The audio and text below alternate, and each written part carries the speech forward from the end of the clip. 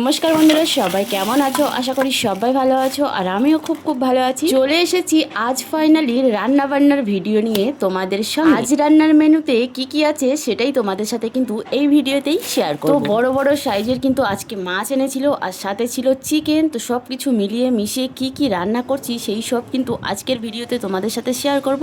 তোমরা সবাই ভিডিওটার সাথে থাকো। অনেক দিন পর আজকে একটা রান্নার ভিডিও নিয়ে চলে এসেছি ফাইনালি কিন্তু তোমাদের সঙ্গে। অনেক ভিডিও জমে আছে গ্যালারিতে, যেইগুলো এডিট করার জন্য ভিডিওগুলো পোস্ট করতেই পারছি না। যাই হোক, সেই জন্য আজকে ভাবলাম তোমাদের সাথে একটা রান্নার ভিডিও দিই, আর আজকে তোমাদের সাথে একটা বাড়ির ব্লগ শেয়ার করি। তো যাই হোক, যা যা করছি সেই সব নিয়ে কিন্তু আজকে তোমাদের সাথে শেয়ার করব বলেছি, দেখতে পাচ্ছ। আর এখানে কিন্তু চিকেনটা অলরেডি রান্না হয়ে যাচ্ছে, কি সুন্দর কালারটা চলে এসেছে দেখো। এখন কিন্তু কষা কষা হয়ে গেছে, এখন কিন্তু আলু দিয়ে তারপরে কিন্তু আরও ভালো করে কষাতে হবে। চিকেনে যদি না আলু থাকে আমার তো একদম খেতে ভালো লাগে না। তোমাদের কার কার ভালো লাগে না অবশ্যই কিন্তু কমেন্ট করে জানাবে। তো যাই হোক, আলুটা দেওয়ার পরে দেখতে পাচ্ছ ফাইনাল লুকটা, তারপরে তোমাদেরকে দেখাবো। একটু সবাই ভিডিওটা লাস্ট পর্যন্ত দেখো। আর এদিকে বসে গেছে চিংড়ি মাছের, যেটা আমার ফেভারিট।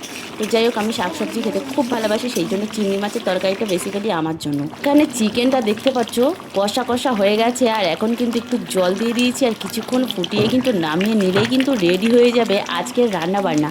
তো চলো, আজকে কি কি রান্না করেছি সেটাই তোমাদের সাথে শেয়ার করব। দেখতে পাচ্ছ উচ্ছে আলু চিংড়ি মাছ দিয়ে একটা হয়েছে, আর এখানে ডাঁটা দিয়ে কিন্তু একটা তরকারি হয়েছে, আর হয়েছে চিকেন আর লেবু সাথে।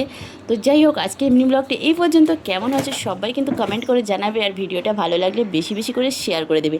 আজকের রান্নাটা খুব ভালো হয়েছে, আমি করেছি বলে না, সত্যি খুব ভালো হয়েছিল। টাটা।